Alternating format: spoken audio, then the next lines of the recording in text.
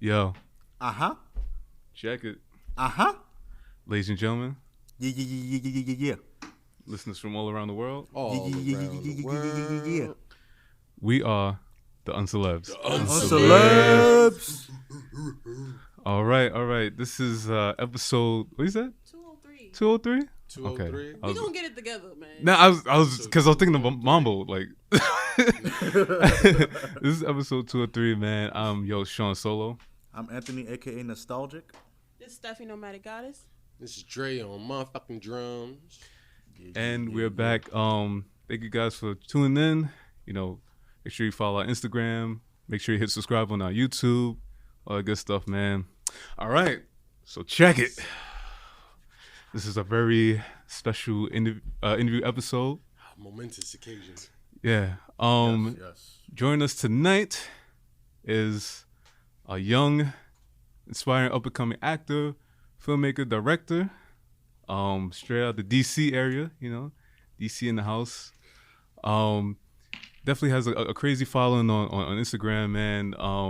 You might have heard him. He's the creator of the show Wingman Web Show, Situationship. Yes. And I'm gonna say, like, yo, I think he could possibly be our generation Tyler Perry. That's what I'm gonna say. He's on the road to that. Join us tonight, no other than, ladies and gentlemen, the UnCelebz proudly presents Kar Logan. Thank you both for having me. Oh man, that's a lot to live up to the Tyler Perry. As long as you know how to outsource certain. Man, Don't write everything. I'm like, do I want to make people work that much right now?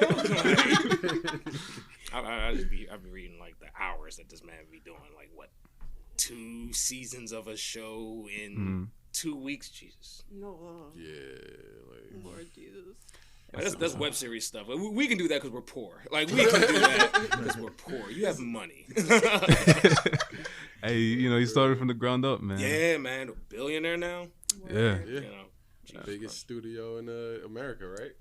Bro, like I saw the what was it, like a diagram or whatever of like all the other it was either amusement parks or studios that it could fit in Tyler Perry Studios. Wow. Oh, Because wow. that's how big it is. I need to see that. It is huge.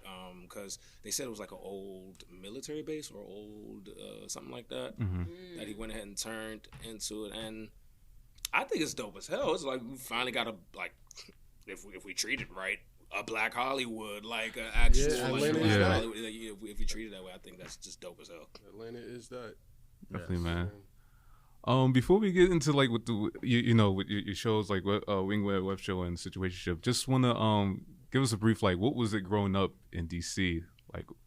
Yeah, so I mean, on one hand, the number of like white teachers I probably had growing up. Wow.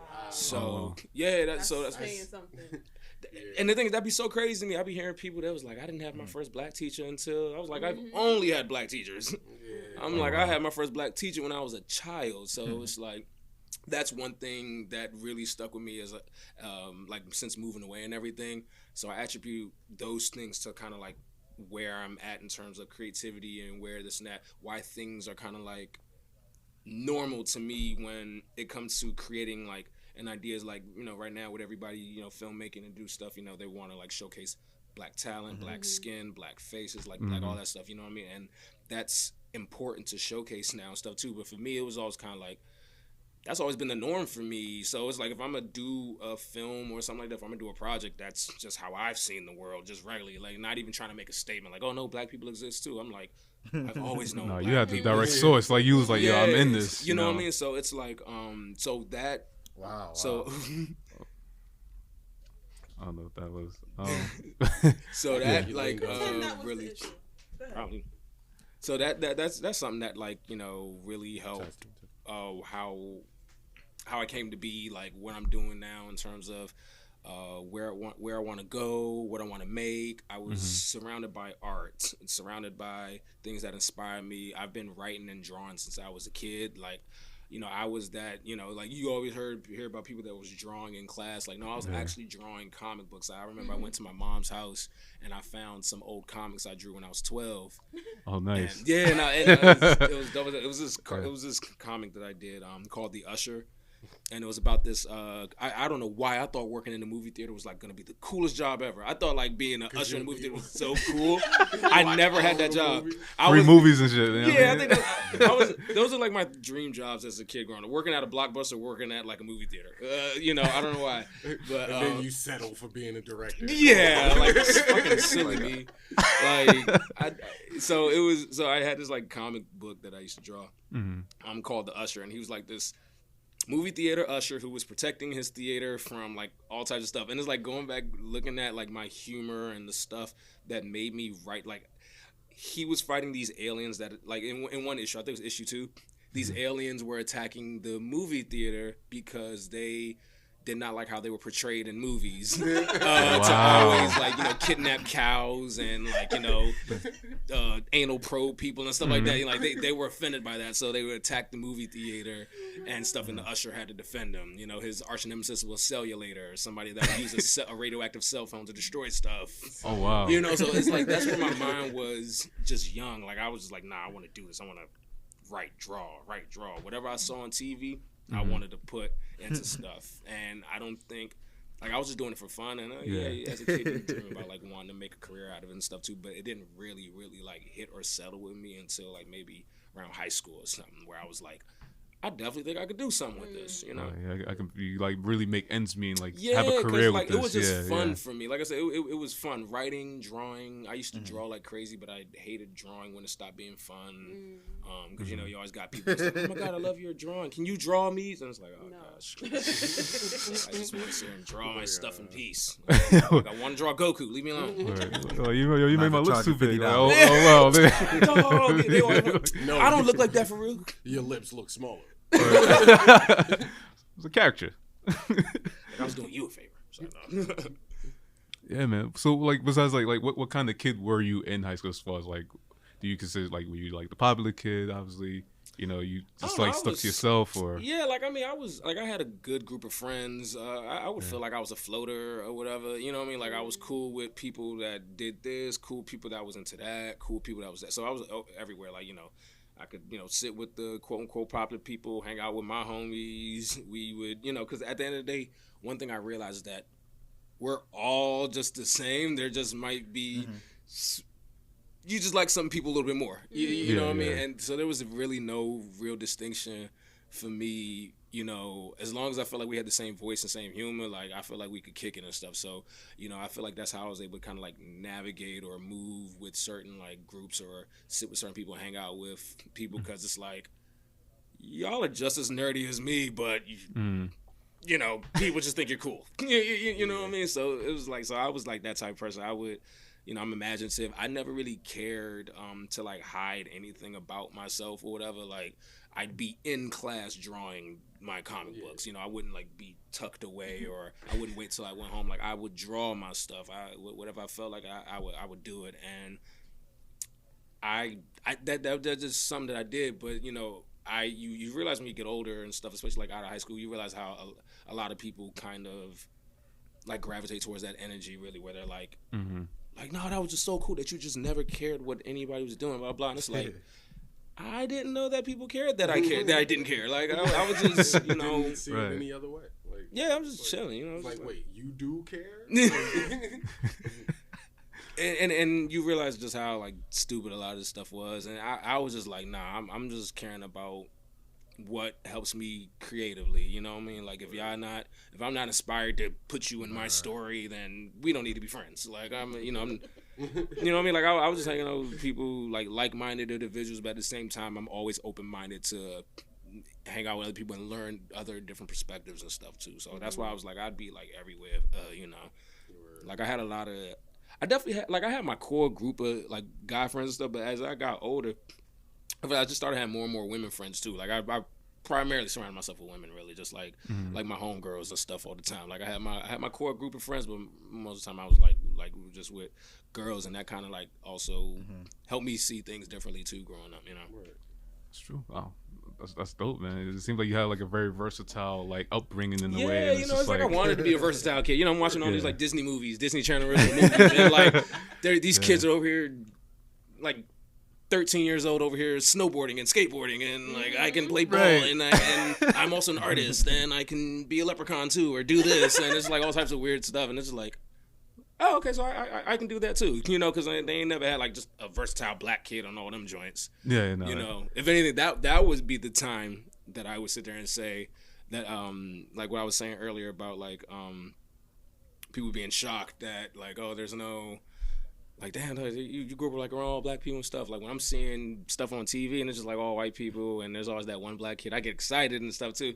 And I always thought that was like, I thought that was like a different world. I thought that was a whole different world, like where it's just like majority white people and stuff like that. I was one of those people who was like, I kind of want to see what that's like. I kind of want to see what that's like, you know? Right. That one black kid. I definitely don't now. No, I didn't realize how stupid that was, dog. Like, I'm sitting over there like, yo, I want to see what it's like at Saved by the Bell. I want to go to Bayside High. I want to see what it's like. Yeah, it would seem kind of boring after a while. It's like, No, that shit's weird, dog. Like, because I still haven't been like the only. I'm trying to remember a time I might have been like the only black kid at some. I think I was at summer. It was like a summer camp thing that I was doing. I was playing soccer at some like summer thing. And I did have like one of the soccer coaches, instructors. He was black and I was black, and then you know, there's a couple like white kids here and there around. You know, maybe a couple black kids. But when it came to soccer, it wasn't like a whole lot of black kids over there anyway, too. So, and I will never forget this.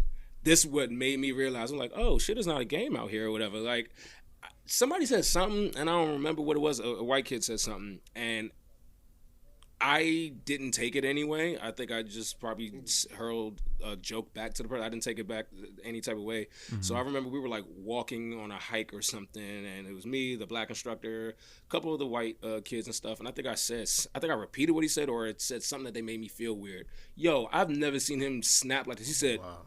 Yo, are they fucking with you because you're black?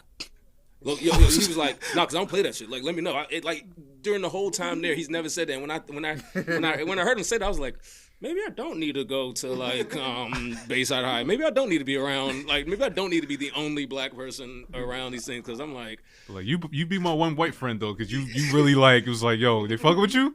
Yeah. No, he was black when he said that. Like, the instructor said that. The instructor said that. Well, I was saying okay, I just never. Okay. I never had a moment where just like somebody needed to defend me or stick up for me, you know, because I was black, and I was like, yo, is that what I'm gonna be in for? To go to places? Serious, yeah. I was like, no, I'm good. I'll stick around with my tribe, you know. So I mean, with all of that being said, is that why like when you do create your things,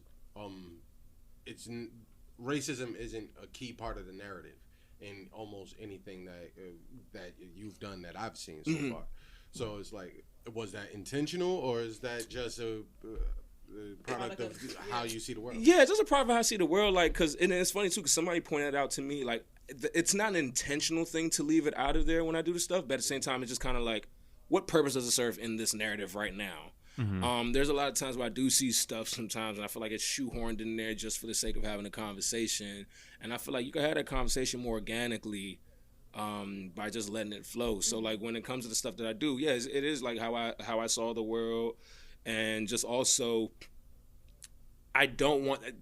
I feel like that kind of like takes over the narrative when you slide that into something, when you shoehorn it into something that's not about that. Yeah. I feel like that changes the whole vibe of it, and then it's kind of like you give yourself this responsibility, and I didn't want that responsibility to have to be the, you know, taking control of this conversation and making sure that we hit all the nuances. We do that. Like, if I want to be responsible for a conversation, then, you know, I'll be prepared for that. But like, you know, like to your point, I think I was talking with my homegirls one time, and because she reads my scripts and watches my stuff too sometimes, and then she had to go back and think about it herself. She was like, actually, you don't say anything about race, and like, you don't say anything about race in your stuff, you know. And I was like, yeah, because why? I was like, I can acknowledge, like, as long as I think what's important to me is making it known where my characters stand, race or ethnic wise and stuff like that. Like, if I'm writing a script, I'll let you know like this person's black, like 25, African American, black, whatever, blah blah blah. Everybody else, I don't put anything to them because it's like whatever. You could cast whoever for that part, but if I know, and half the time it's not even because I need this person to be black because they're the only ones that's gonna be able to talk about this certain thing. It's like, nah, I just wanted to put some black people. You know. Do you feel like it's like a stigma of a lot of like, especially with black directors, that they have to put like race issues like in their movies or in their shows or whatnot? Like, you think it's like an obligation? I feel like people.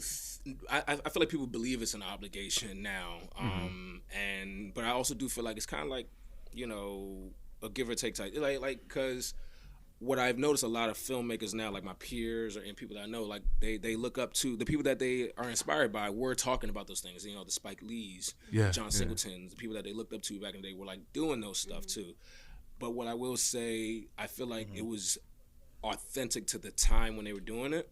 Because, like, first of all, first-time filmmakers, and they really wanted to tell these stories, like the Boys in the Hoods and stuff like that. You can't replicate Boys in the Hood to me. Absolutely not. I mean? No.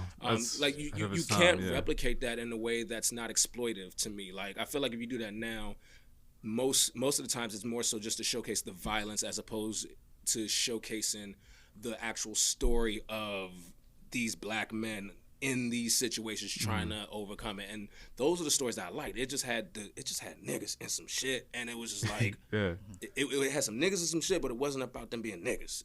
And if it was at the same time, it was like it was done well. Yeah, it was more like a victim of circumstance in a way. Yeah, as opposed to, you know what I mean? So and there are times where, you know, like you'll see stuff on TV now, and it's just sometimes there's just a line where I'm like, that wasn't necessary. Did you have to mention something like yeah, we get it.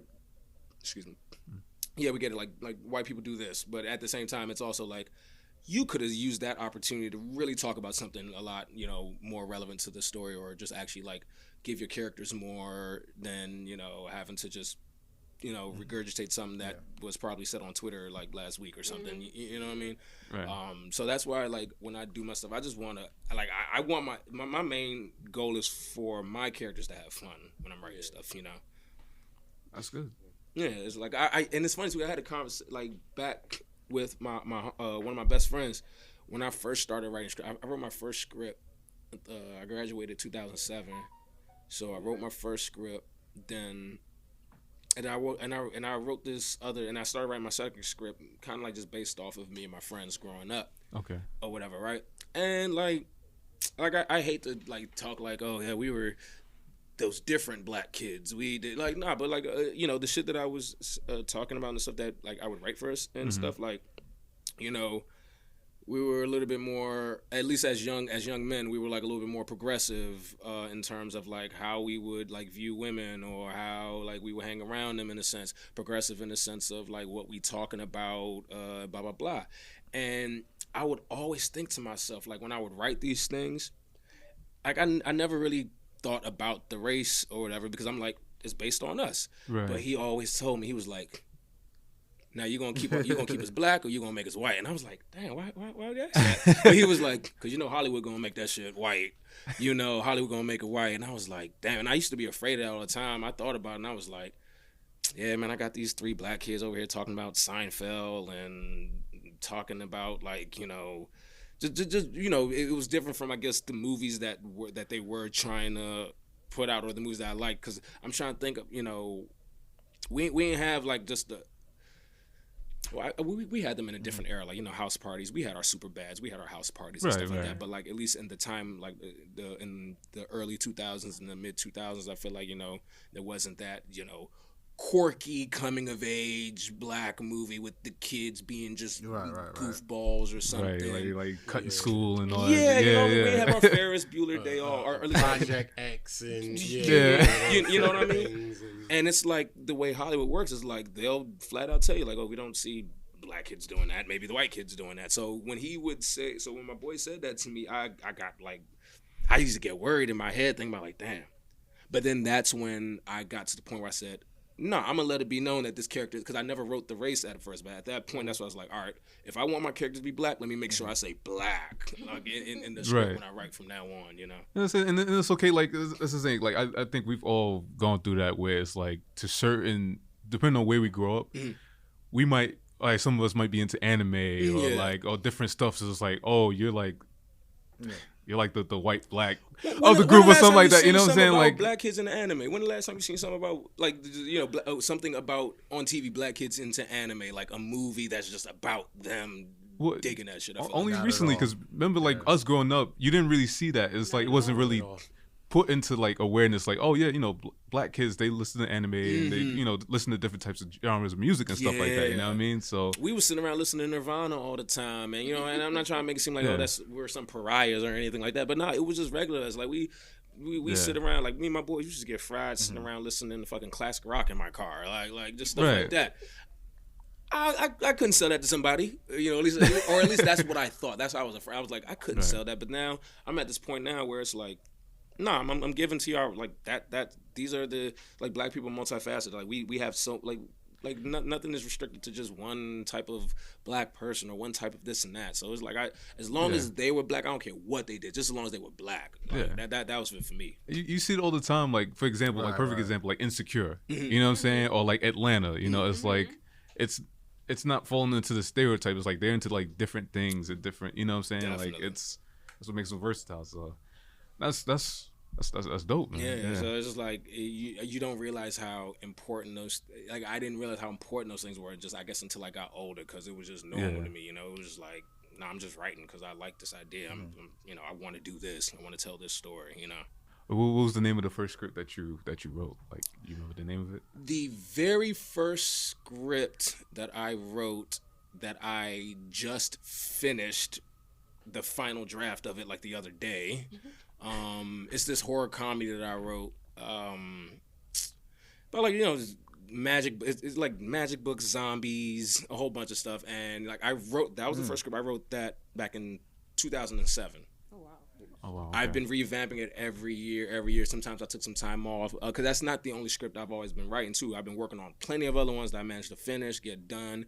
That one was just always one that was like, I need to fine tune it. I need to get it to where it's at. I need to really blah blah blah. Yeah, it's your first one, so it's like you got to make sure it's like your break. I mean, obviously, you have a lot of other breakout shows and stuff like that. But I know that's your first one, so that's like your baby. Yeah, you know that was the one where I really wanted to do. I wanted to write like an R-rated Disney Channel original movie, basically. Oh wow! That's basically like all those movies like Don't Look Under the Bed, Luck of the Irish, all those movies I grew up with. Those inspired me to but it wasn't enough black kids in them joints for me. It wasn't enough black kids leading those zombie movies and those joints. You know what I mean? So that's kind of where I got with that script. It's called The Visitors. It's this just annoying ass kids getting into some shit that they had no business being into, and it's just like zombies, blood, demons, ghosts, like all types of stuff in there. And like, so you wrote a Black Stranger Things. Let's go with that. Let's go that. They ain't do my boy right in there. Like, who playing Will? That's basically it. Like that. Like I've done so much with it over the years because I know exactly where I want to take the story with it and everything. So that was the first script that I wrote, and I've just always been going back and rewriting it just because I've grown up. You know what I mean? Like I'm not a teenager anymore. I wrote that when I was a teenager. Being a teenager is completely different now than it was back in the day. They care about Instagram and this and that. I probably cared about MySpace. So it's so I had to go back and change a lot of the language, the verbiage. I think differently now in terms of stuff. Plus, you probably definitely got better. Yeah, thank you. Right. So the first draft of that script, that might have been like the longest script I've probably written. That one, when I first finished writing it, it might have came into like maybe 180 pages. So when I've gone back and like edited and cut it down, I cut out like 70 pages worth of just bullshit. And I realized, I'm getting better, like you said, I'm getting better, getting older. I could cut stuff out I don't need. all this to explain this, you know. So that's why that one was always been tricky for me too. But it's weird, like everything else I have no problem writing, but that one was just the one I want to like make sure it's perfect. Like you're really like mastering that craft. Yeah, you know what I'm saying? yeah, Like, that and I that's, mean, the better you get, like the minute it comes out, it'll probably pop because you spent so much time on it. Yes. So yeah, like I know, like you're like, okay, this one I really love, so I want to make sure you're right. It's it's fun too. I had so much fun with it. Like you know, especially spending so much time with those characters. I treat my characters like my children for real. You know what I mean? Like I always tell people if they're gonna like write something or create something, like actually care about your characters that you make. And I'm like, I know what my characters are allergic to. I know, you know, what their blood type is. I don't even know my own blood type, but I know my character's blood type. You know what I'm saying? Like I know like what they would do, what they wouldn't do, stuff like that. You know. oh man. So I wanted to ask you really quick, what inspires you to, you know, write and create, you know, the stories that you have now? Life definitely inspires me for like. So I went to Maryland the other day, not the other day, like a month ago. Not the other day. I went to go visit my boys. I went to go see my family and stuff. So and then every time I get around my boys, there's at least like 10 quotables or a situation that happens that I could put into a script. So that's what also makes my stuff so like that one script that I was telling you that I wrote based off of me and my friends and stuff. Yeah. There's nothing in there that's made up. It's probably exaggerated, but not made up. You know what I mean? Just because of like we find ourselves in so many like hilarious situations or even just a conversation. I like the way this conversation went. I'm gonna put that in the script. Or my friends will say, you put that in your next script. You should put that in your script. You know, and it's always actually funny. It's actually like funny. It's it's never. It doesn't always sound like I pulled out of my. It does sound made up, but then when you find out that it's based on a true story, you're like oh wow. Yo, he really did that? You know what I mean? So it's like true. Like I get inspired by like stuff like that. I remember I was at a house party one time, and there were like two girls that I saw just up against the wall. I think they just strolled into the party one time. Like I think they were just. I don't know if they knew the people or what. They just came in there. They looked like fucking assassins. Like one girl had like one of those little Russian bob wigs and like some really dope sunglasses and like a blue fur coat or something. No. And her homegirl had like a long red coat with like heels and stuff. And I came up with this whole story just looking at them. You know what I mean? I looked at them. I was like, all right, so they're here to kill the party guests. And then boom, and then stuff like that. Next you know, I got a script. I got like a mini script. I got an episode. I got a plot line and something. You know what I mean? And I think that's the best place to pull. That's why I feel like I'm never gonna run out of ideas. My question is this: the chick with a bob, is her name Natasha? Hey, she looked like a Natasha. Like I heard Natasha. She looked like I'm telling you the way they just strolled in so mysteriously, though. Like super espionage. Yo, like. they just rolled in there and just chilled. Like, and there was another time, me and my boy, we went to a club. I would say that I saw the male version of those two, probably years before that, right? Oh God. These niggas look like. So you saw Boris. Yo, these dudes. So it was two brothers that walked in, and like one of them had cornrows and just like shades on, like he had like tight button up on, just looking swole, and it was his homeboy just also look like they look like two bodyguards or two hitmen. I don't know, like the way they just strode in there, and we probably saw them for a split second, like me and my boy when we was leaving the club, and we both had the same thought, like, yo, them niggas look like they like they're trouble or something. Like they look, he was like, yo, they look like hitmen. Yo, you should write a story about blah blah. And then that's just how it happens, Yo, that's. Yo, shouts to kind them, of man. like visualize how you're gonna write this in your next project or something like that.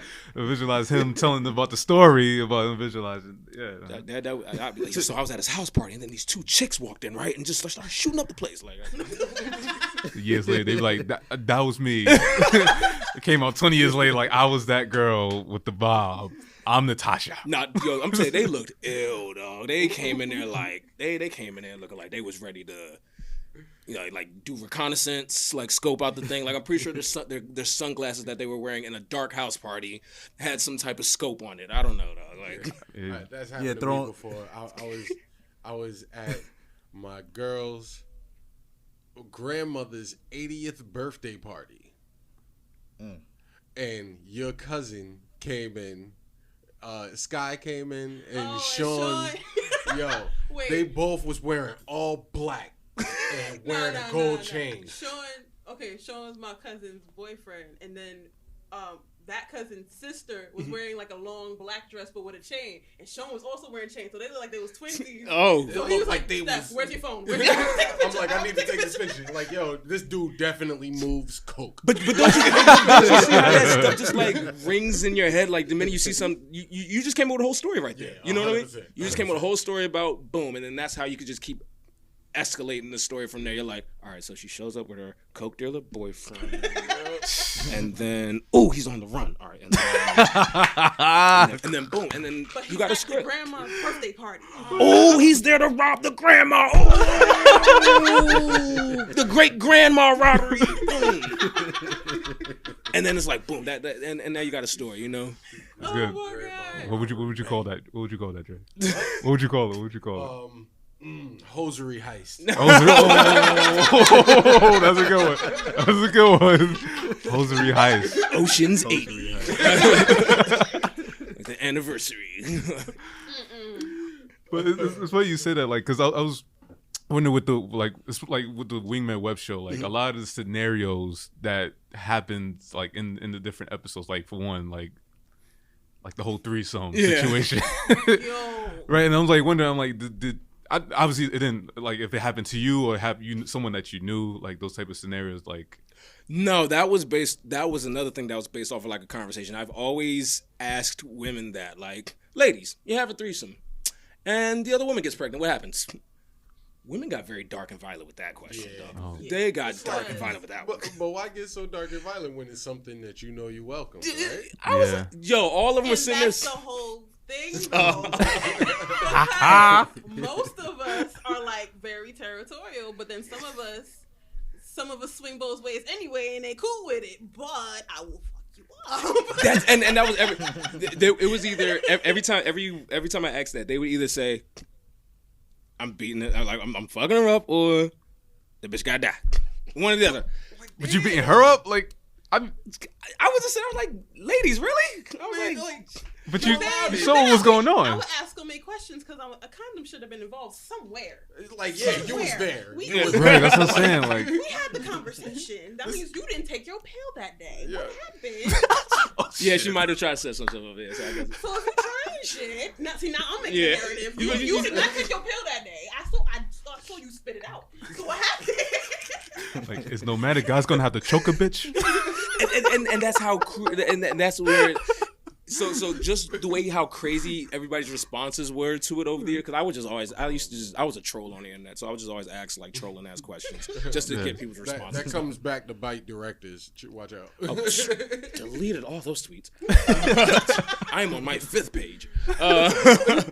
But that was so that's kind of like just how I expanded on that. I just took a scenario from a joke that I always ask, and I'm like, let me actually put it into motion. Let me actually see what that would be like, because I feel like I can't think if I can't recall if I saw that shown that type of situation shown on a show or something like that, or even in a movie. Not directly, no. You know what I mean? So I Yeah. was just like, let me have fun with that. Let me see where that goes, and then the pregnancy thing happened. Yeah. Yeah, that's what I'm saying. That shit was wacky because it was like, yo, like you was like setting up the whole play. It's like, all right, you just go over there. Just yo, she gonna go over there. She gonna like, she gonna rap and give her the, the agreement and all that, and it's just gonna make it happen. I was just like, wow, do these things like really happen, boss? Like you sit there, you think about like, yo, these real life situations. That does definitely happen. I feel like I've seen couples that definitely like mac and like scope out on people and stuff like that. I remember when I was younger, I had like an older couple like ask, an older like white couple or something like ask me like if I was into that stuff. I don't think I was 20 yet, so I just had to say no, and also that was kind of weird. But it's definitely a thing. Like going out as a couple, meeting people. Like I know people that's gone to like swinger parties and they go out with their girlfriend and boyfriend and like find people for the night and stuff like that. So I was just like, let me have fun with that scenario. Let me, like Wingman, I was just like, let me think of just very ridiculous situations to put these people in. Yeah, and it's just like each situation, each scenario, just like it really like captures you, just has you like at the edge of your seat. It's like, oh shit, Yeah, like everything was an oh shit moment. Yeah. Like, wait, Good. when's the next episode coming out? Yeah. I did my part. Good. Nah, yeah, I was just like, let me just go there, because what I wanted out of Wingman, I really wanted it to be a ridiculous comedy, going to my whole point about black people in certain comedies. Like, I feel like ain't enough, like, it's not a lot of like popping dark humor shows, maybe, or just shows that just show black people doing quote unquote white shit. Like if you see the scenarios that some people are in or something, they be like, that's some white shit, or how, you know, blah blah blah. But it's like, no, I know some travel and that type of stuff. I'm like, no, I know some people that's probably gotten involved or something and did something like that. So it's like, I really just wanted to show that. I wanted to show that, you know, dude broy show with black people, you know, like, because for me, I feel like besides Atlanta, ain't no other dude broy show that, or not even just that, a show that just shows black men being vulnerable to each other and, like, you know, talking and you know, being advice givers and just homies, not just like, hey, you know, fuck that bitch, let's go get drunk and blah blah blah. Like, nah, like, you know, where are those vulnerable moments that I kind of like wanted. At least that's the place that I was in my head too when I was writing it. You know, I was like, nah, this is definitely what I really want to showcase with this show. Gotcha. Yeah, I'm working on. Yeah, that's definitely like my first script ever. You know, like, so it was basically, you know, the same kind of thing as just regular comedy. Yeah, you know, regular sitcom, Big Bang Theory, you know, Friends, just like regular stuff. But you don't see that too much with us, you know. Right, like I always felt like you know, shows like that and That 70s Show and you know, things like that. Like, there's not enough like black, you know, comedy where it's just like we just be ourselves and not be called like, oh, you just being white or you just being stupid. Like, why can't we just be black and silly? Like, why can't we just, you know, be ourselves and have a good time? You know? Yeah. So that's why I really wanted to make it a party. I just wanted to show people just having fun, laughing, like, cause. Yeah, like, there's a lot. Even That 70s Show, you sit down and watch that. There's a lot of stuff that they do in there. You're like, that's definitely some white people shit. The way they just be swapping like relationships and everything in there. Like, you know, they be sitting right next to their homie, this and that. But I was like, I'd like to just have fun and put black people in that scenario, because I know a lot of black people that are doing stuff like that too. You know what I mean? Right. Mixing and swapping and just sitting next to each other like nothing ever happened, or they got to get over it and stuff. You know, like, we could be dicks to each other too. Like, I wanted to have fun with that. Right. I mean, the only closest brown person is Fez. That show. I do remember that. Yeah. I remember that. Yo, it took a couple seasons. It took some seasons before they brought a black, and was it Reagan Gomez? Right, that was Reagan Gomez when they brought her in there. Yeah, I think it was. I don't think she had nice things to say about that. What, Hyde's girlfriend? No, his sister. Hyde's sister. Oh wow. Wait, Reagan Gomez was Hyde's sister? Oh yeah, because he found out his father was Ray from Sister Sister, right? Yeah. Oh wow. Yeah. Yeah, and it took a while for them to get to that. Like, it took them forever to get there, you know. And I love That 70s Show, but yeah, it took a while for them to get to that, you know. Ray from Sister Sister, that's wild. I just imagine just walking in. Yeah, he was a cop. He was Ashton Kutcher's partner, right? Yeah. Oh yeah. That was that blooper reel was hilarious. Did I ever see that blooper? I gotta go see. At the end of the episode, it was so funny. Those are one of those shows you could tell that they had a hard time keeping a straight face. I love shows like that, like where you could tell that. Like The Office. Yeah. The Office. If you look in the background, you will see people, you know, cover their face up. I gotta see more. I gotta watch more episodes of The Office. Admittedly, I have to see more episodes of The Office. Admittedly, I've only seen, I think, maybe the first 2 seasons. So that was about it. It gets better because at first last year I hated the show because I didn't understand why the hell it was funny.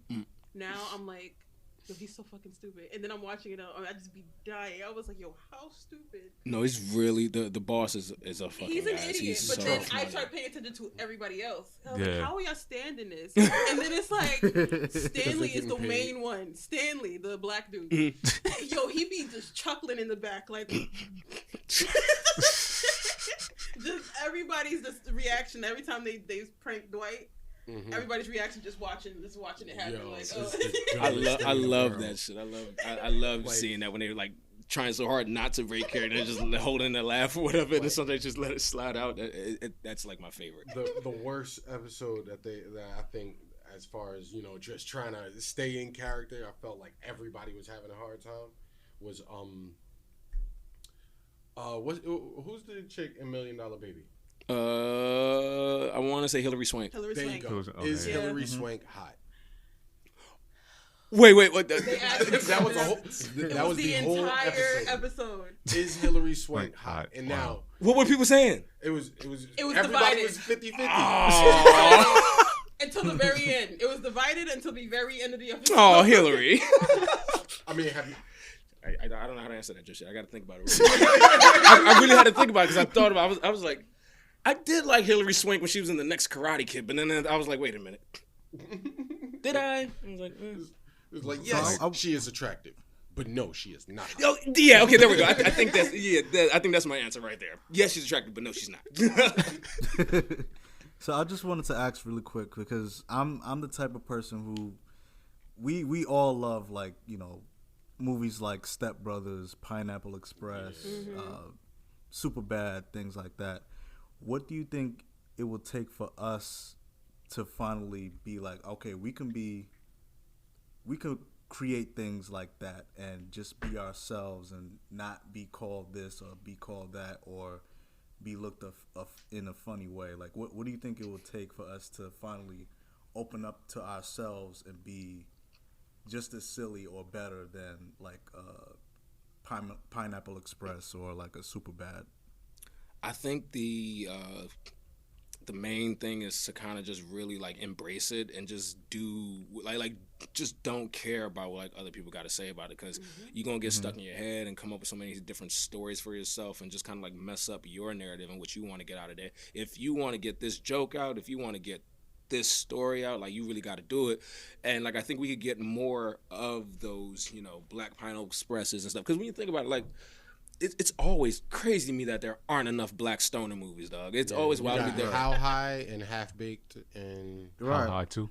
How High too, and then maybe what Devin and what's it Snoop Mac Dogg, and Devin. Mac Mac and and Devin, yeah. probably. Mac and Devin, yeah. Like we got those too, you know what I mean? But when you think about it, there should be way more doing it. You know what I mean? Cheech and Chong, you know. Because I feel like we kind of stuck on like slave movies, action movies, drug movies. Like we are way more creative to just be stuck in that type of typecast or stereotype kind of, you know, things. Yeah, or like one thing I would say, I feel like it's because what I'm realizing now, like, just kind of like how you guys, like, you know, like saw Wingman and other stuff, like there's more creative, like, own stuff coming out, and that's kind of like where they are. That's where they're living at right now. Those stories that like we want, we really got to go out and find them because they are there. But, you know, there are different, like, you know, indie platforms that showcase different types of those type of stories and characters and stuff too.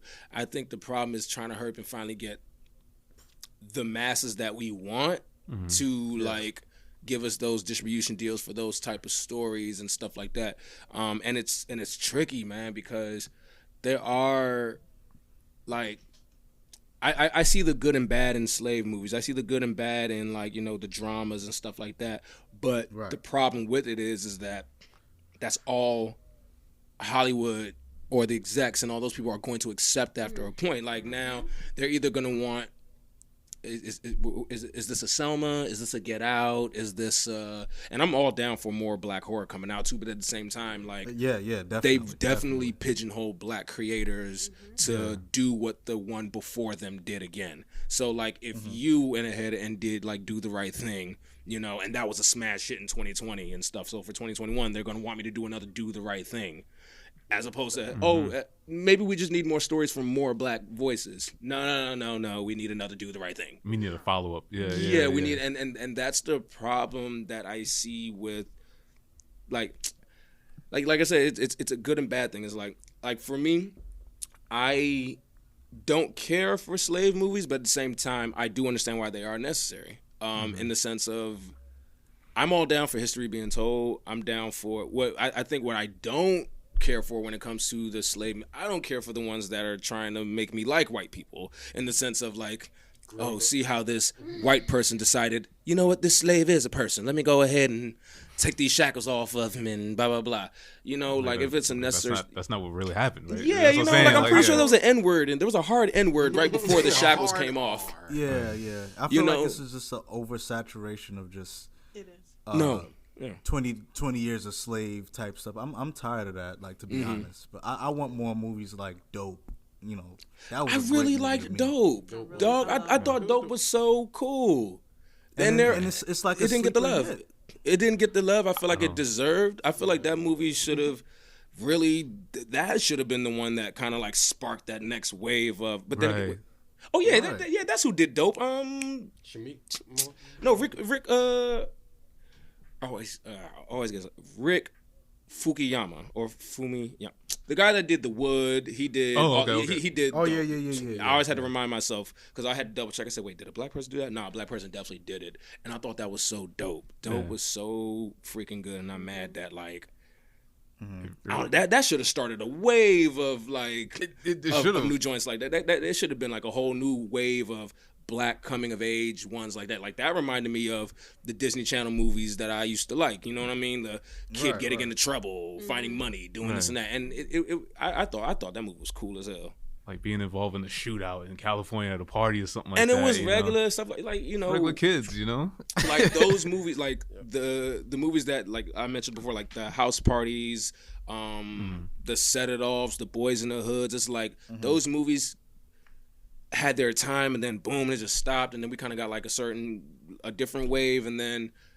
You know, I wish we could get back to the authenticity of those movies. You know, those movies are so authentic. Just because I got the guy's name, his name is Rick Famuyiwa. Rick Famuyiwa. I always get Rick Famuyiwa. Yeah. Okay. But he's a black guy. Yeah, no, definitely. He did Brown The Wood. Sugar. He did Brown Sugar. He did all the joints. See, and that's what the UnCelebz is about. People that you know all of their stuff. He directed the episode of The Mandalorian too. Oh, yeah? Yeah, he directed the episode of The Mandalorian. If y'all seen that one, I can't remember what episode it was that he directed. But no, yeah, Rick be doing this thing. If I could, I would love for Rick to do that script that I told you I've been writing, that whole horror one with the kids. I would love for him to do that. You know what I'm saying? That's speaking into existence. Yeah, we gotta set that up. Like, hey, get Rick on the phone. Somebody call Rick. that is up his alley. I would love that. I'm calling him right now. But being that and it's very few directors who do this. You know, like as Tyler Perry does it, Spike Lee does it. Obviously when you not only do you direct it, but you also act in it. You know what I'm saying? Right. Like, what's the process with that? Like, is that hard to do? Like, is that shit is hard, dog. Like that shit is hard. Like so the very first time I did it was like my first short film. I wrote this horror. It's like a little murder mystery called Five Knives about these five friends that wake up after just having a night of just turning up or whatever in their apartment. They wake up and the sixth party member that was there has been stabbed to death, and they all wake up with a bloody knife in their hand. So I wrote that, and I never wanted to act in it. I probably thought about it, but I was like, nah, I think I'd rather like direct this. Let me be this, like, you know, let me make this my moment to come out directing or something. I couldn't find anybody to play the part soon enough at the time or whatever. So I was just like, forget it, I'll act in it and I'll try and direct it. That is very annoying because I can't watch myself. You know what I mean? I can't keep an eye on everybody else at certain things. You know, I can't, you know, hey, do this or do that because I'm acting in it at the same time. So that's why I was like, when I do Wingman, not gonna do that. I got a director to, you know, there's a guy that I worked on another project with, and somebody had recommended him to me, like, yo, I think he'd be a good director for us. So I hit him up. My guy Carl, he's dope. I hit him up, and you know, when I'm acting, I let him direct. You know, if I'm not acting, then, you know, I want to like direct the scene or do this and that. You know, I don't know, or I don't think I am. Probably now. I haven't tried to direct myself in a while yet, so I'll try that again soon. You know, see if I've learned something now, whatever. But I think the key is to definitely have help when you do that. Don't try to like do it yourself unless you know what you're doing. Like, unless this isn't your first rodeo or something. But if it's your first time, like, you know, have an assistant director, have somebody else there to, you know, watch after the shots, make sure that shot looks good, make sure everybody's doing like the right thing. You want to make sure like you got all that. The one hat at a time. Yeah, man. Dog, that joint was crazy, man. Because it's like I'm over here taking pauses because I'm over here trying to like not look at like my camera person to make sure like, yo, did you get the shot? You know, it was just. Well, he's sleeping. Yeah, it was just like you know. So I'll try it again, but I will say that is, for me at least, it was difficult to act and direct at the same time at that time because when we filmed this, the first project I'm talking about might have been at the tail end of 2015. Mm-hmm. So I would hope I got better 5 years later. That's good. So like, obviously, like what came first, like the directing or the acting, or it kind of just like fell hand in hand in a way. Like it was like, all right, because you started off like writing scripts and directing, and then at what point do you was like, yo, I want to like be an actor as well?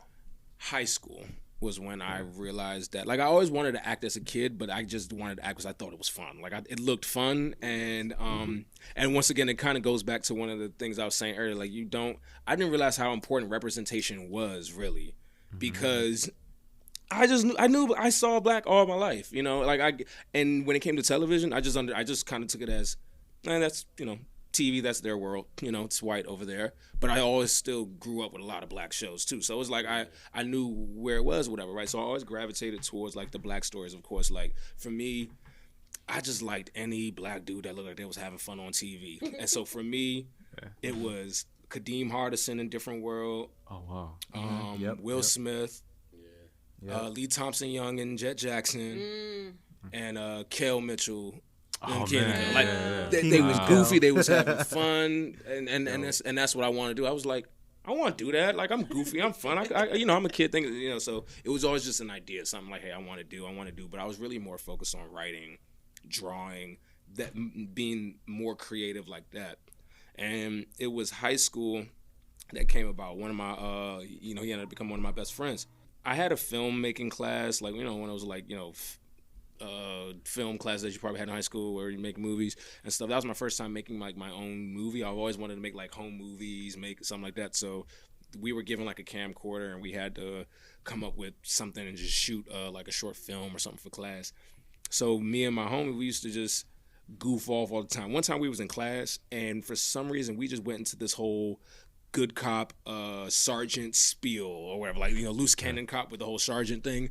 I was a sergeant and he was like the loose cannon cop, and I don't know how we just fell into this conversation. Like it was, we improv the whole thing, and he just you know, he said a line and I was like, God damn it, Flanagan, I need you to go ahead and you need to answer for all these nuns that you shot up in these ducks that you ran over in the street. You know how they be doing in the movies. You're on thin ice. Right? No, and we kept going back and forth with that, all that stuff. And then he walked away, right? And I like he started walking out the classroom and shit. And I was like, son of a gun. And then we cried laughing at, I don't know what about that line just made us laugh so hard. And then after that we said, yo, you want to act? And I was like, yo, I want to act too. He was like, I never met anybody else that wanted to act. Yo, we need to do this. So from that point, you know, we always talked about it. We were like, nah, I want to act. We want to do it. And it wasn't until like I graduated high school and then I moved to New York. I moved to New York like 2012. So like after like 2007, people just knew I wanted to act at that point. I made it known. I want to be an actor. I'm going to do this. But I never really did nothing until I moved to New York. So it was around high school that I really decided, I think I definitely want to take this seriously now. Yeah. So how was it moving to New York? Like, how did it come about? You know, like it was a long, crazy story how I got to New York though. But like, long story short, I just wasn't doing anything anymore. I wasn't in school no more. Like, I went to like community college for like a semester or two and then just stopped. They do not be lying when they say don't take a break, dog. When they say don't take a break, you will not go back. You will not go back, I'm still dog. on my break. I went back once and I was like, and it was too much. Not it was too much, but it was too much. No, yeah, it was too much. It was too much, and I'm still on my break. I was like, you know what? Figure out a way back in. It wasn't for me. You know, I was just like, you know, so coming to New York was like a fresh start for it. It was a fresh start for me because, like I said, I wasn't doing anything back there. I came out of New York with like my clothes and trash bags and like $100 to my name at the time. I ain't had no job, no nothing. Oh, wow, so I just came out here. My cousin was up here. He's the one that told me, like, bro, just come to New York. I know you want to do the acting thing and stuff. Come to New York. You'll find a job, blah, blah, blah. I came up here, you know, found some jobs that I was doing. And then he was going to the Art Institute at the time.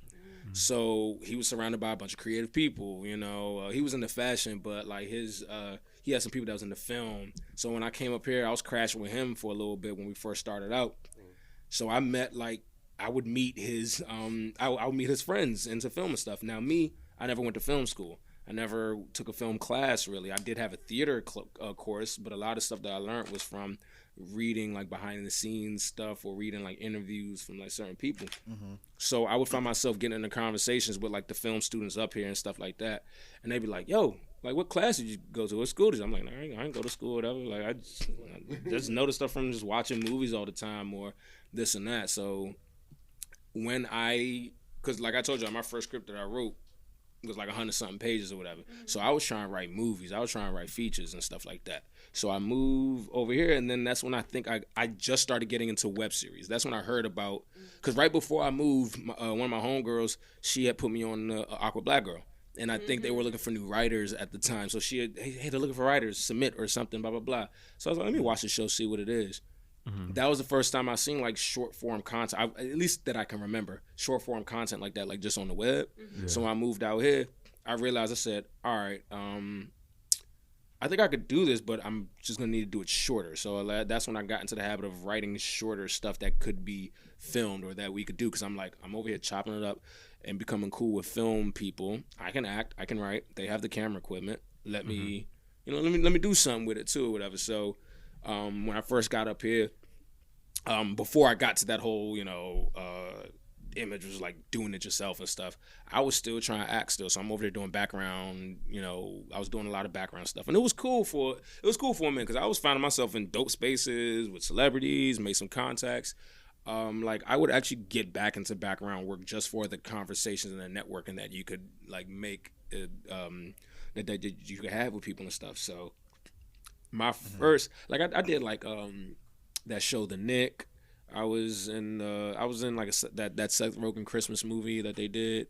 Oh yeah. The night of or the night before or something like that. Okay. Like or the night after or something like that. I was in that one.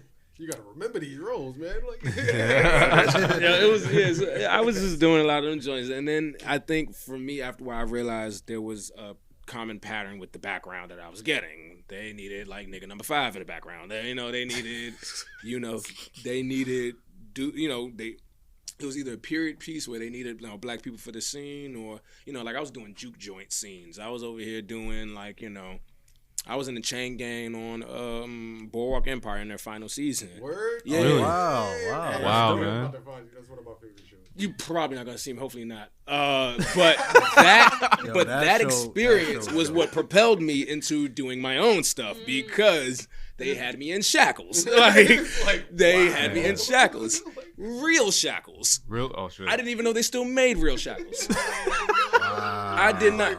No, we saved them. Bruh, it had the rust and everything. I'm sitting there, I'm like, hold up, dog. So I was weirded out by it because I was just sitting there. I was like I was always thinking that like I'm gonna just write my own stuff eventually, but you never really do it. So then I had to go do that. So I met Michael Kenneth Williams, cool as hell. It's funny, we reconnected too because we ran into each other at a bar, and I was like, "Yo, remember I was on board?" And he said, "Oh yeah, we was running through the mud and like, oh yeah, we was talking about that shit." Bro, we was running through the mud with shackles and people was falling in the mud. Like, it was weird, dog. I had a white guy chasing me with a shotgun, like a fake shotgun. Modern day, yeah. But it was just weird. So that's crazy. And I asked myself, I was like, I mean, of course they didn't have a choice, but I was like, damn, how did slaves do this back in the day? I was like, I can't do this for 14 hours. They over here had to do this shit for years. So that really stuck in my head because, like, bro, they really put shackles on me. A white guy strapped shackles to my ankle, dog. This shit was weird. So after that moment, I was like, if that's what my thing about to look like, nah, I can write, I can act, I can find people. Let me do my own stuff or whatever.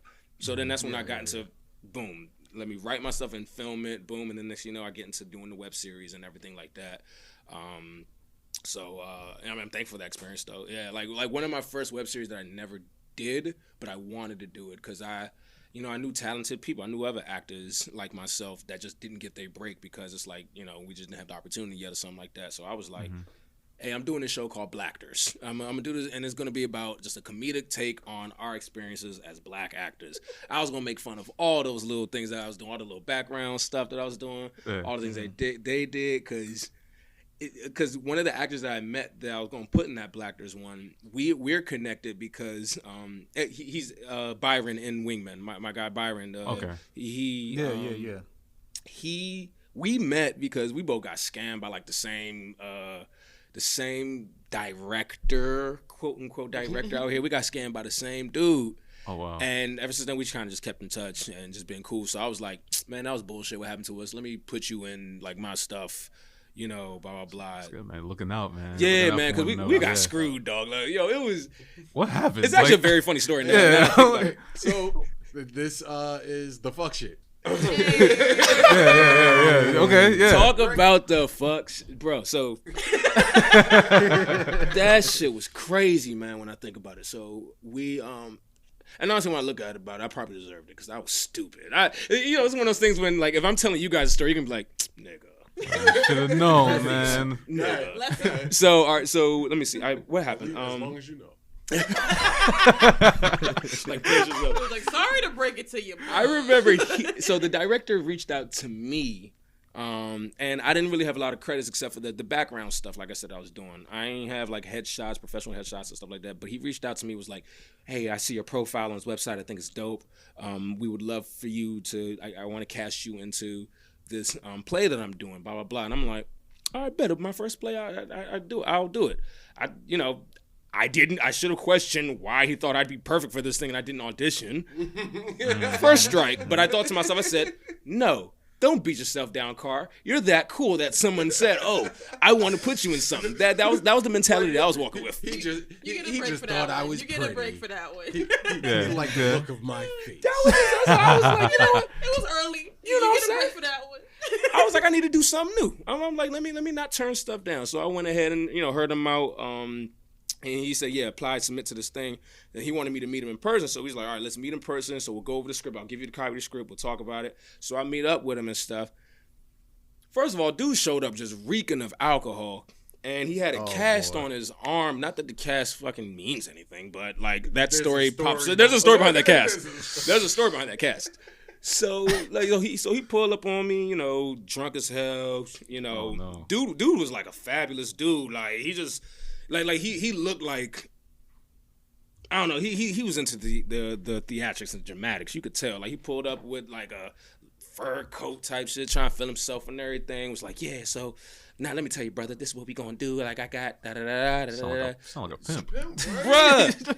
So he's telling me, he said he wanted, that's how the story gonna go. This is the script. So he wanted me to play. I had a pretty prominent role, and I was gonna play like the son of the leads or something like that. I was gonna play them with. So I was like, all right, cool. I'm with it. Then he started talking about like money and stuff like that. But he was talking about money about like getting in the SAG and stuff. And I did hear that you had to pay for that and everything.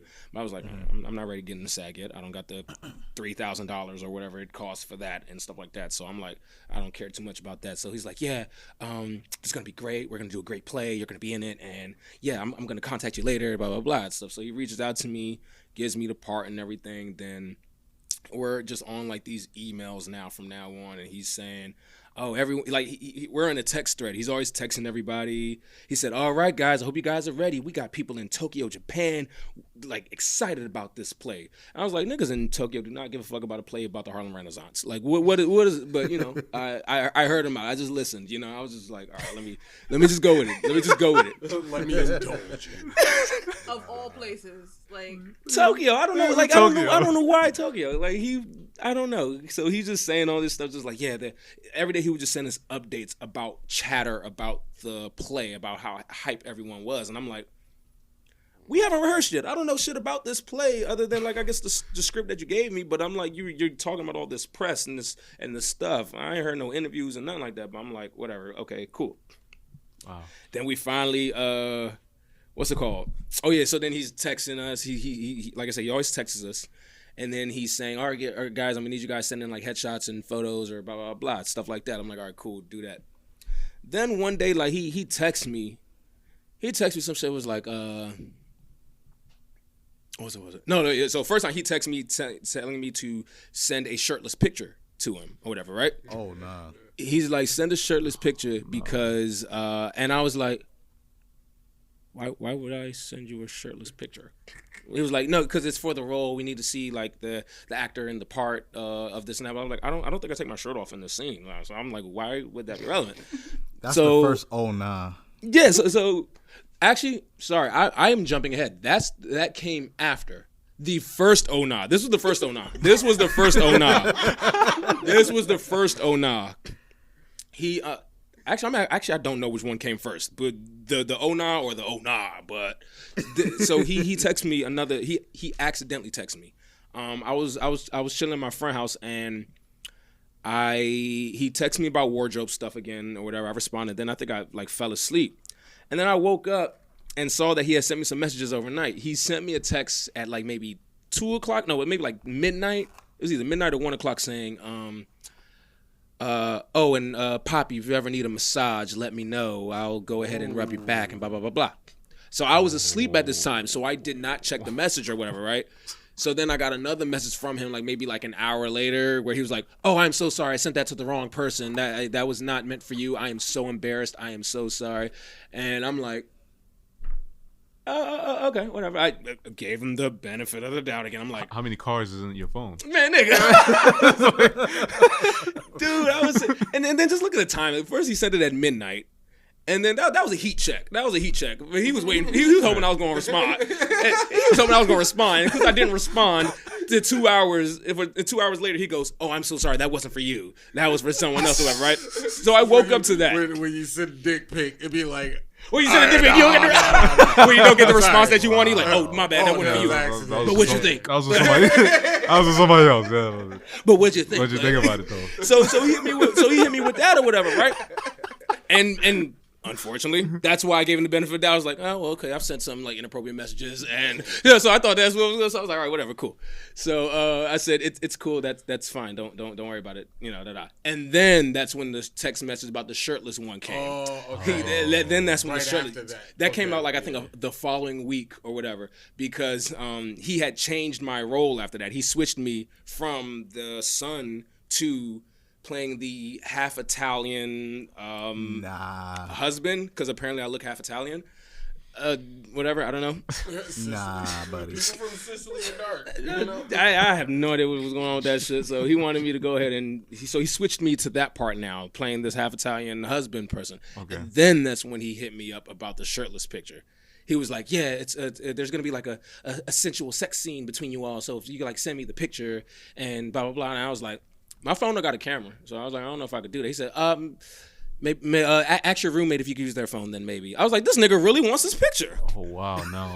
I was like, this nigga really wants this picture. So still he never got the joint or whatever, right? So then I had to pay some money for a wardrobe for like our outfit or whatever, and then he always kept telling us when we're having our first table read, he wanted us all to bring a bottle of alcohol, right? And I thought it was like for prop or whatever. So I bought a bottle of wine and brought it to the table read when we go up, right? I go on the table read. I see everybody dressed in black. I see my homie Byron. Well, his name is Dave. Yeah. I see Dave there. They all wearing black. I don't know him yet at the time, but I see all them and I sit down. I'm thinking the people I'm sitting at the table with were the execs and the people behind the story, because that's all he kept talking about. All he kept talking about was, "Oh yes, the execs, they're gonna be there. Oh, I got powerful people behind this play. They love it. Blah blah blah blah." These were the actors. These were just the actors, and they were just as confused as me. We were all sitting down there or whatever. And then we started kind of like sharing stories before he showed up. And then he pops up. He's like by himself. We do like a quick table read. It was just so weird and awkward. The energy was off. And then after that, he's like, "Oh, great, guys. I love it. All right, so we're done for the day. I'm going to contact you all, reach out to you, blah, blah, blah." So we kind of step off. And, me and the guys become friends. We're like, y'all trying to go for drinks real quick? I kept that bottle of wine. I kept that bottle of wine to myself, right? So, because I ain't seen nobody else say bottle of wine. I said, wait a minute, let me, Damn right. So I kept that shit. We went to a bar and we just started drinking my bottle in there or whatever, right? So we're sitting around. It was like me, this girl.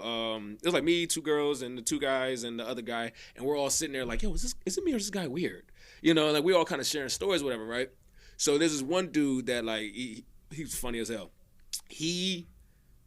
We both sit there and look at each other. We're like, he's like, no, I was like, "Yo, I got a story to tell y'all," and he was like, "I bet my story's crazier than yours," and I was like. If your story's crazy than mine, I'll buy you a drink. Like it was like that, right? So we go ahead and share the story. I share my story, how he did the massage thing or whatever, and then he asked about the shirtless picture or whatever, right? So so I told him that part or whatever, right? So he looks at me, he's like, yeah, he asked for a shirtless picture too. That's what the guy said that I bet with. He said, yeah, he asked me for a shirtless picture too, and I sent it to him because that's not unusual to me. You know, like I've done modeling, I did it, and people ask for photos, so I sent it to him.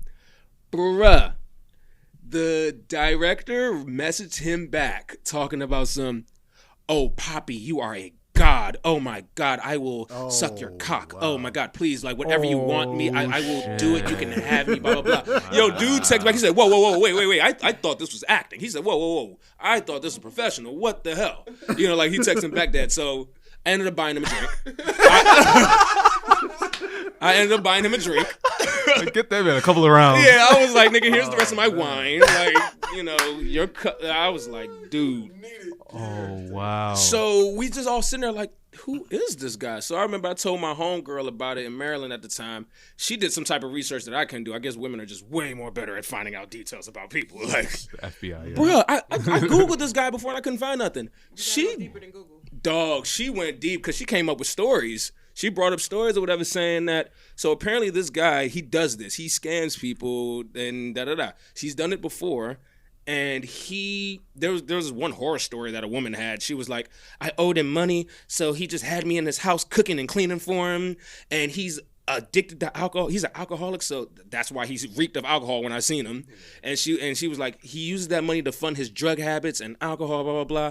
I have a child, and I was just stuck at his house just cleaning and cooking. And there was like another wild story. And I sat there, and so I found that story, and I shared it with the people that the friends that I made. I shared it with them. I was like, yo, y'all see this shit? They went to him with that, like, oh, nah, fuck this. I can't believe you did that. They showed him the article and everything, you know. So next you know, he sends another mass text to us saying, he starts naming us. He says, Kar, Devin, and David are removed from this play. I've heard stories about them. They go around spreading lies and causing trouble. You guys will not do that. And I was like, nigga, you just met me. What are you talking about? You heard stories about me. Like, what? So he went on this whole thing. He was like, you will never work in this town again, brother. And like, just God. He actually hit us with that shit. And I'll make sure you don't work this town again. I was wondering if that was forbidden. Nah, he actually said that shit. He made sure that like we weren't ever going to get work again or something like that. And so he sends that text to us and everything. He kicks us out the play after that. And I'm like, thank God. Yeah. All right, well, I want my money back. Granted, it was only $100, but still, I want my $100 back for nothing. And he was like, I'll never give you your money back, you dirty-ass hood rat. I was like, I will fight you if I can find you, dog. Like, dog, and the most annoying part was I did run into him again since then. I ran into him twice. Fuck it. What's his name? What's his name? Nicholas Long III.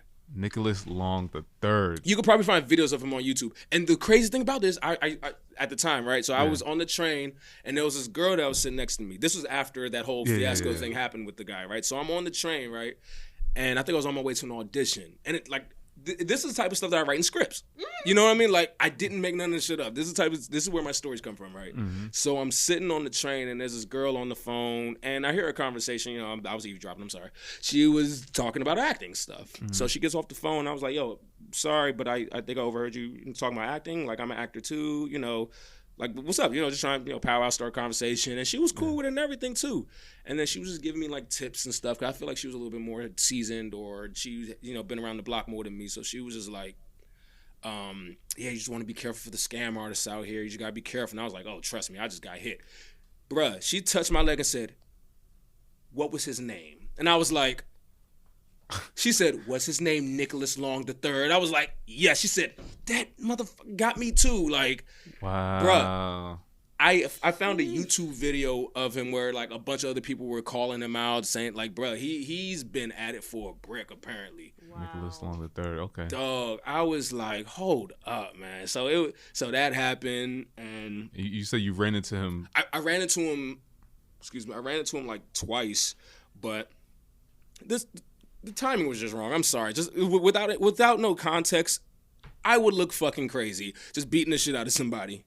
I ran into him, whatever, and I was just so mad because I ran into him at a film event. It was like a film festival type after party event thing, and I was like, I can't attack this guy here.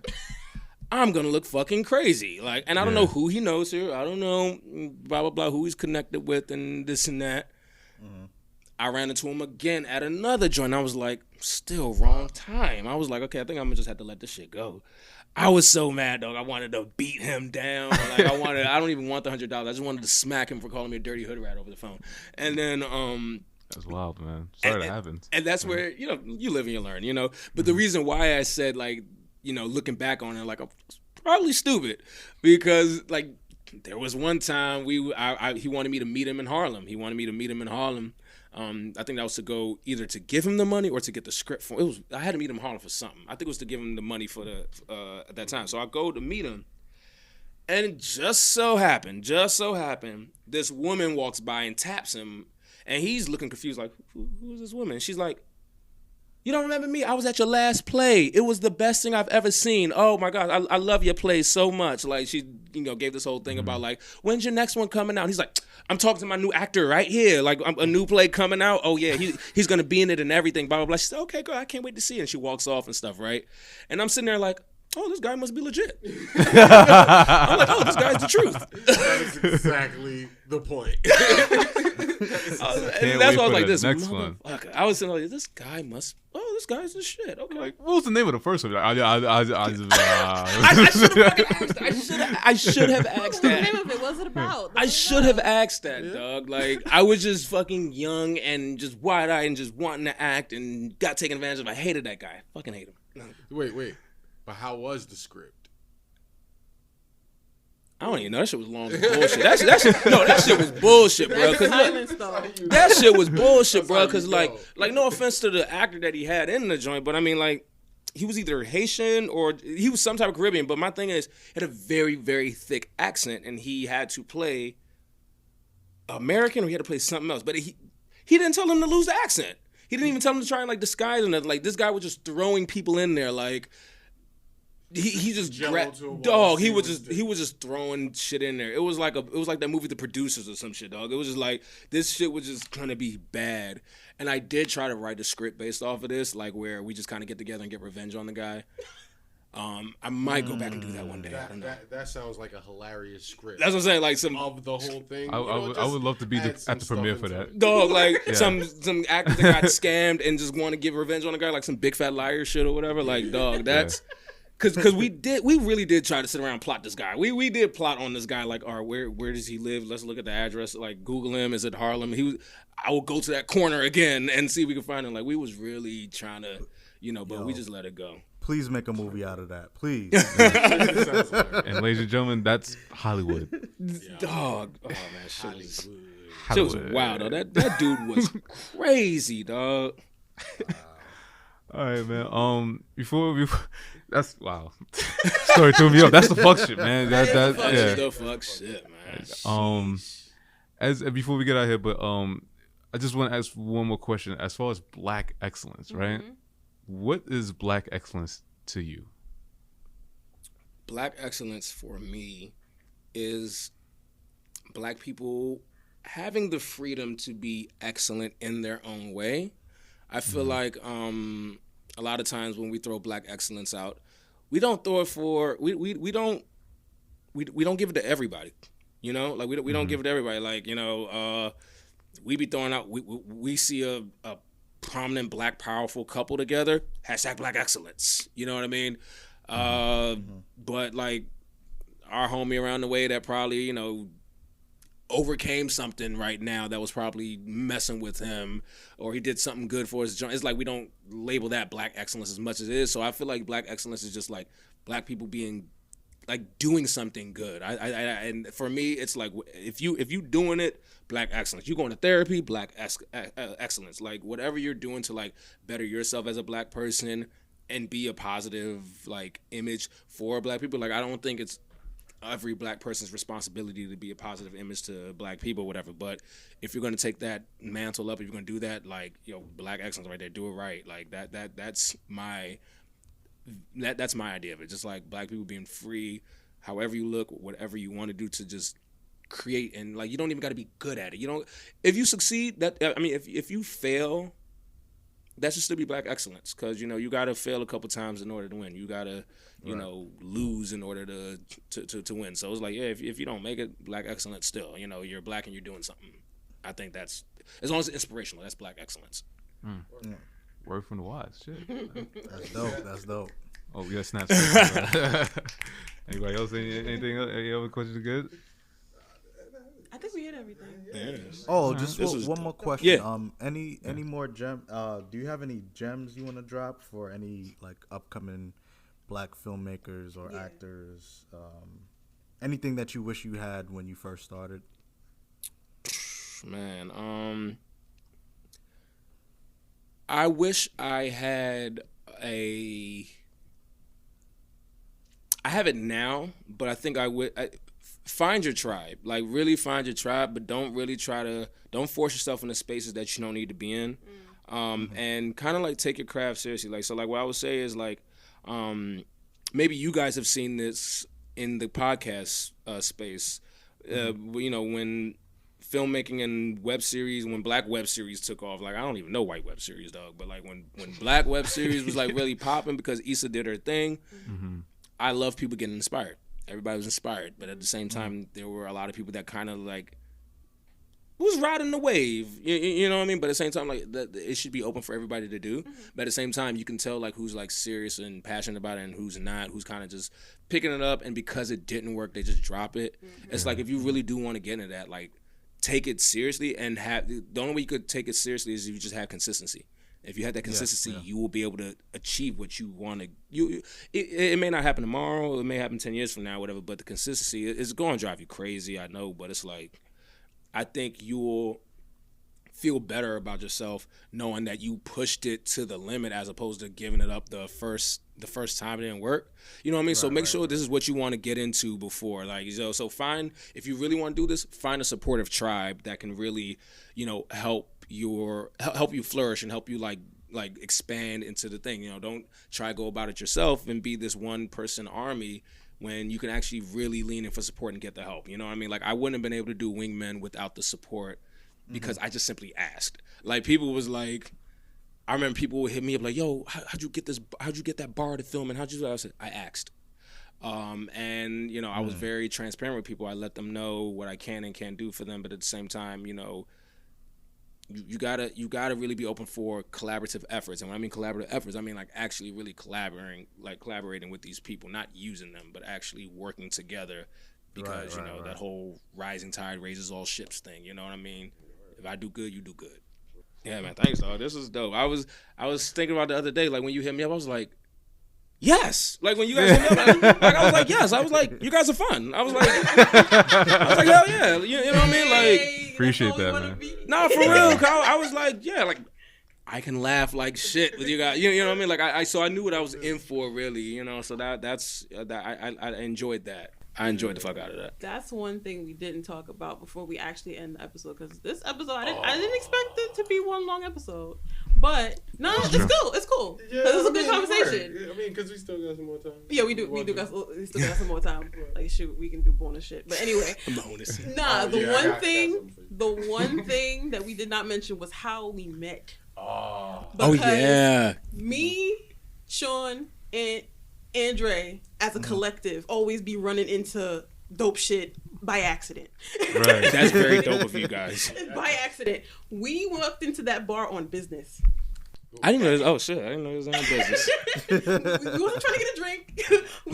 we cause other friends of ours that we usually did events with, we was trying to look for another event space, but in Brooklyn. So it was like, okay, this new bar just opened up, and they're about to open up a new basement space. Okay, we're gonna go over there. Da da da.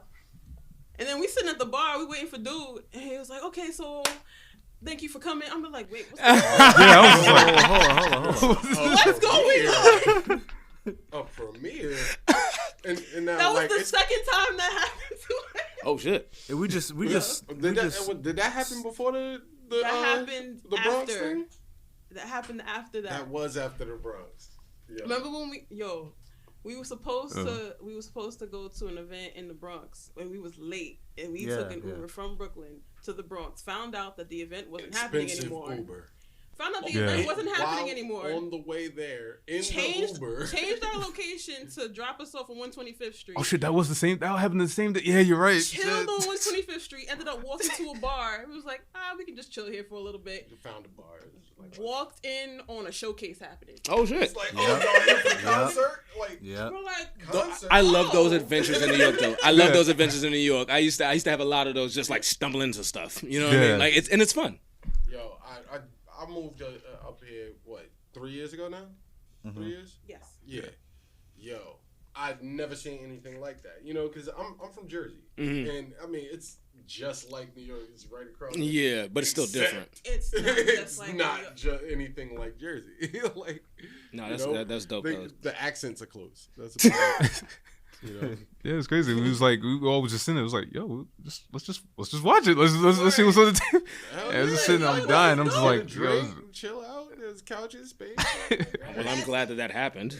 You know, I'm glad that happened. I'm glad that y'all enjoyed it. You know what I mean? Because that was, a lot of work went into that, and I was so excited to premiere it there and everything. I was like, hey, check it out, guys. Like, watch it, and finding out that people laughed at it is all that matters. Finding out people laughed at the situations and everything that was going on in there.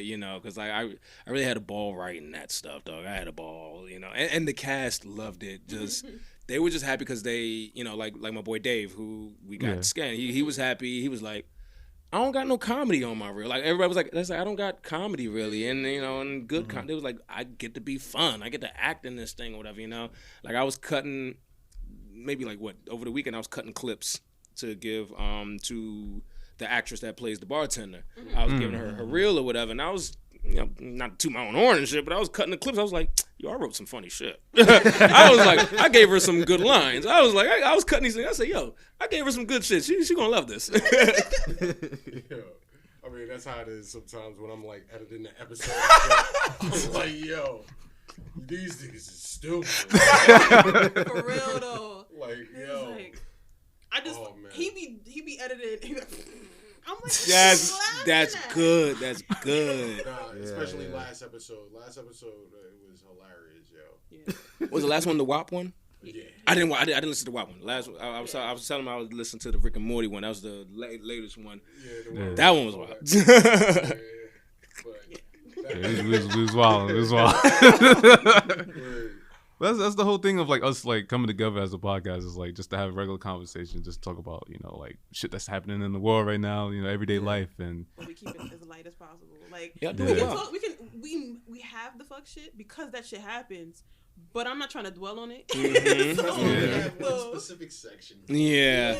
You know, I feel like one time we had a whole episode of the fuck shit just because it was necessary. oh, it was Yeah, so, piling yeah. up. That's why we had to. Did was- we do it in 2020? No, because we didn't have time. I feel That's like we Wait need until to do. 2020 over. We should do that. Yo, we did. we can wait till 2020 ends. Yeah. Yeah. That's what I'm saying. Like, That's gonna be. 2020 is the fuck shit. That's right. You gotta do one of those There's little Uncle so Murder much. things where he do like a year recap. Yeah, wrap up. The fuck shit recap. I really made it. Yo, For real. nigga, we made it. It's been a year, man. Yo, man, like that's an understatement. Like Yo. at this point, I'm like, what else? What else?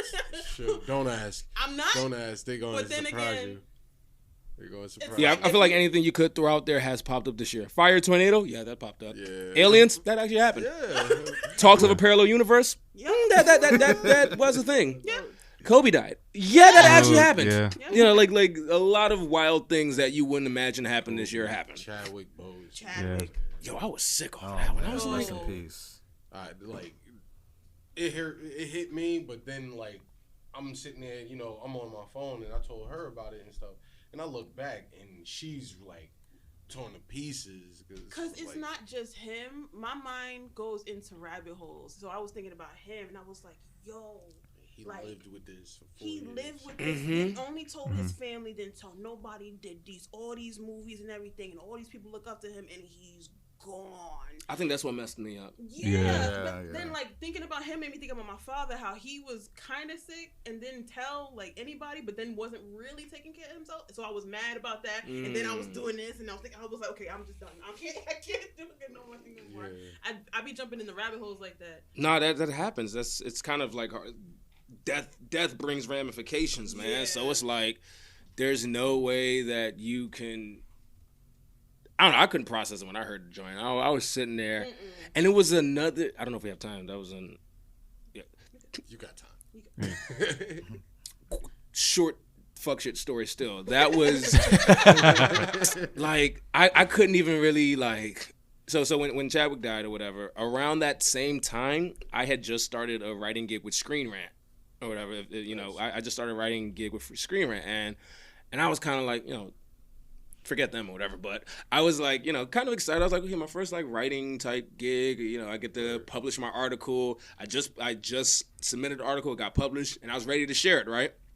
Chadwick Boseman dies, and what does Screen Rant do? They publish an article 2 hours after this nigga died talking about what can Marvel do without Chadwick Boseman now, moving forward? Like, how can they move forward with Black Panther 2? Let's talk about the possible casting choices or whatever, right?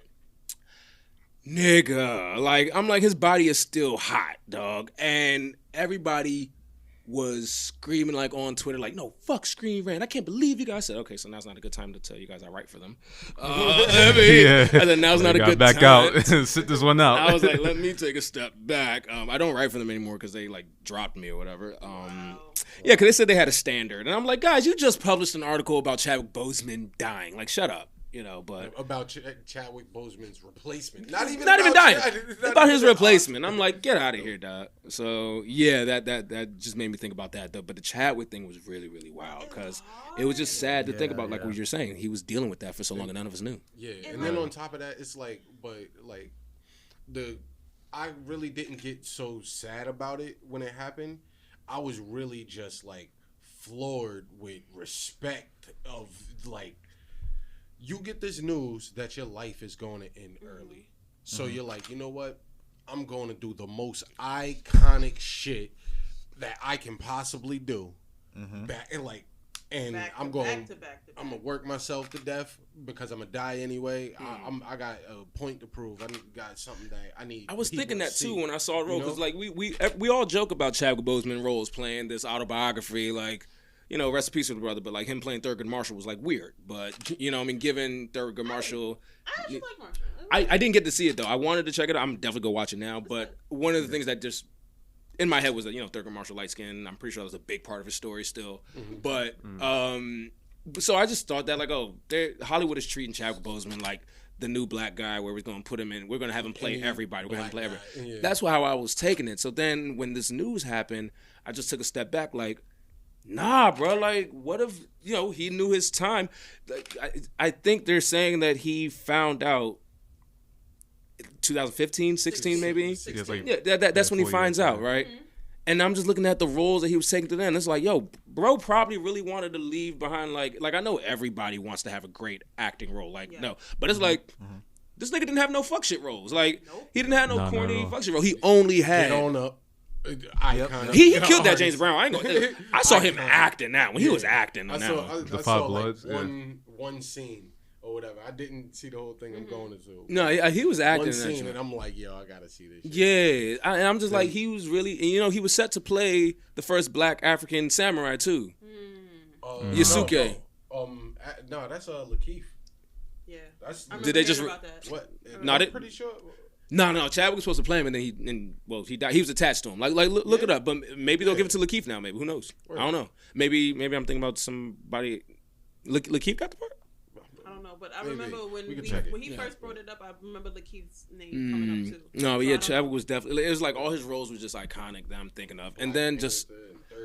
42. I think losing Black Panther was just the hardest too for her. Just thinking about it, just in the sense of the kids, what he did for kids, what he did for Marvel. He brought Marvel their first Oscar. Yeah. Wow. Like like Chadwick Boseman. Like he moved some stones, really, dog, and it's just like, damn. I'm glad it happened too. You know what I'm saying? Like it took a long time for a Black Panther movie to come out, and it's just like, yo, it it did. And I know he's justice, probably yeah. happy he got to do that shit though. You know Yeah, what I'm saying? of course, It's just like, of course. damn, dog, you did some very powerful stuff, and it's like there was just I remember when Black Panther came out. Like I remember the campaign. I remember me screaming at the top of my lungs, "Nah, we gonna make this movie make a Billy. Fuck that. We gonna support this movie. Blah blah blah." I completely forgot about how much that movie meant to kids because. Let's be real. The year Black Panther came out, that was a very long year. I feel like where towards the end of the year, I'm like, damn, it's still the same year it came out. It was a long year of just nonstop. But it was like nonstop Black Panther. It was like nonstop in terms of celebrating. Oh no, we're gonna re-release it. Hey, we're gonna release it over here. It was so it made it seem like the movie was out for a very long time to the point where the chatter around it the day where it came out, it got lost to me. So I was watching. I don't know if y'all remember that gif of like the little schoolboy dancing on the table. He like, Yeah. I forgot that was the kids finding out that they could go see Black Panther. Yeah. That's where that gif came from. That gif came from. If you could go look at the full video, they said, "Hey y'all, we gonna take y'all all to go see Black Panther for free." Those black kids jumped up, was dancing, and that's where that gif came from. I was like, "Damn, dog." That's how that's how powerful, like it was, that idea of it. So that's why. Thinking about what he also brought to the game was what made it sadder. Made it more sad. Wow. Crazy. Gone way too soon, man. Way too soon. Word. Rest in peace. Years definitely. taking too long though. Man, what? Fast forwarding for me. I'm just sitting back waiting. Somebody put up a meme saying like, y'all rushing for 2020 to be over like Corona has an expiration date. I was just like, No, everybody definitely thinks that Corona's going away in 2021. Like everyone thinks that once the ball drops, hey, Corona's gone. Like, Corona go right behind us. Happy New Year! Like, coming in the party like, Hey, what's up, everybody? don't call it a comeback. The Simpsons being Mo throws the dude out there. That's gonna be that shit. Like, pops up right behind him and shit. Like, Word. bro. That's gonna be wild, man. I don't care, man. 2020 just sounds bad. Too many things happened this year. Just need a new start. Word. Fresh start. 9/20/2020. I'm sorry, I'm looking at the date. 9/20/2020. I can't wait for this year to be over, to be honest. But gotta take trips and shit, vacation. As soon as they let us vacation. Oh yeah, we can't really vacation. We can't leave the gonna country. be, We can vacation. We can't leave the country. That's the quarantine. thing. That's crazy. Damn. It's like it was like someone else put a meme. It's like, see now the world knows how it feels to get locked up for something you didn't do. I was like, like, yeah, I didn't do nothing. I wasn't in Wuhan, man. 2020 is a year. Wuhan, man. Yo, right? Didn't they claim that shit? I don't believe that shit. Man. I don't believe that shit. There's a lab like 3 blocks away from there, son. Like 3 blocks away. Wuhan, my ass. That shit was wild. Yeah, they did throw the blame on Wuhan. Yo, somebody ate a bat and sneezed, and now like everybody just fucking up. Like people just dying. Like this year was like the Dark Knight, dog. Like a bat threw the world into frenzy and threw us into lockdown, and a clown started making all the rules. Yo. Oh, You know what's crazy? Yeah. I really did imagine like this when I found once you found out that Trump was going to be president, you kind of thought this. The worst? Yeah, I'm like, yo, the world might end. They're going people.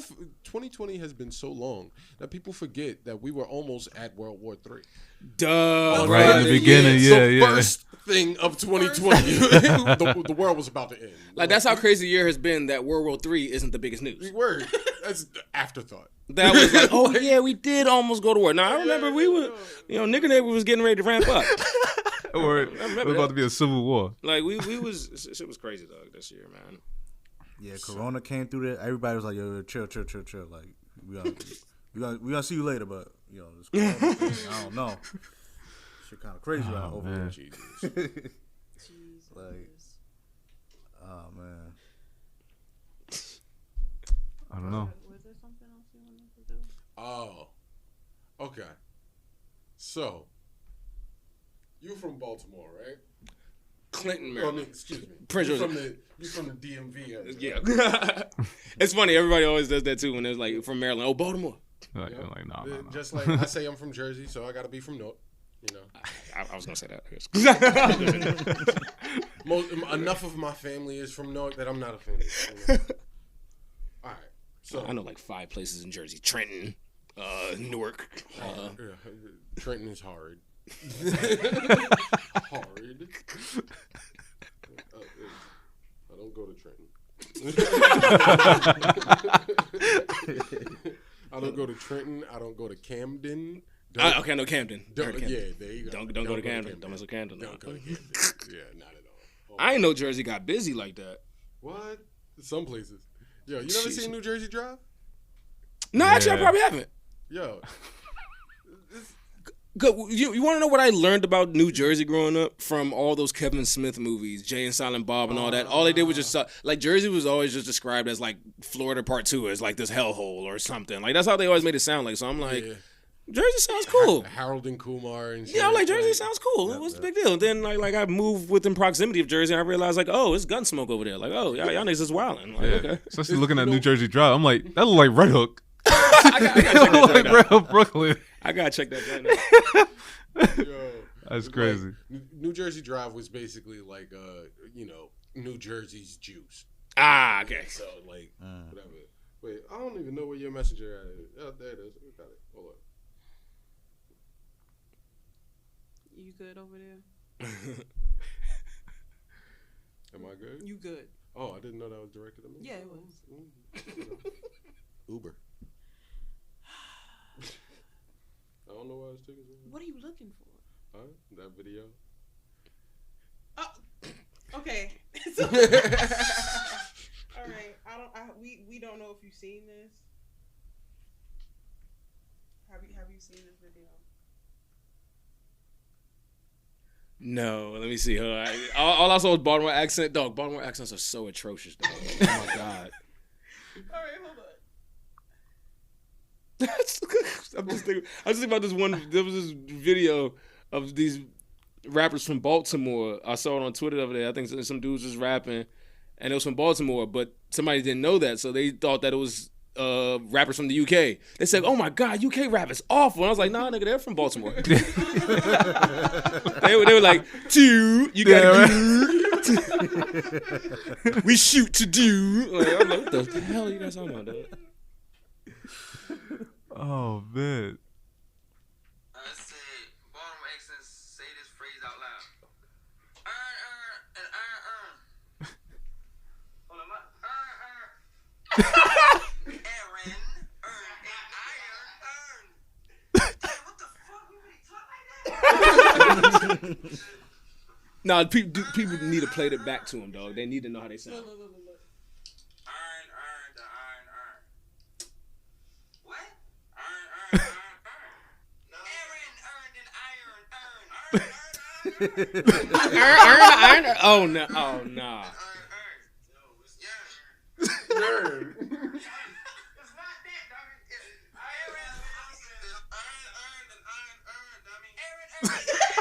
iron. This sounds so hickish. Like it sounds like some hick shit, dog. Yo, it sounds like a bunch of seals. Oh, hey, go ahead. So I don't understand the accents, dog. Like I don't understand where they come from, dog. I don't get it. Yeah. Somebody said something funny, and somebody was like, "Yo, I like that." I don't get it, man. Them joints is strong as hell.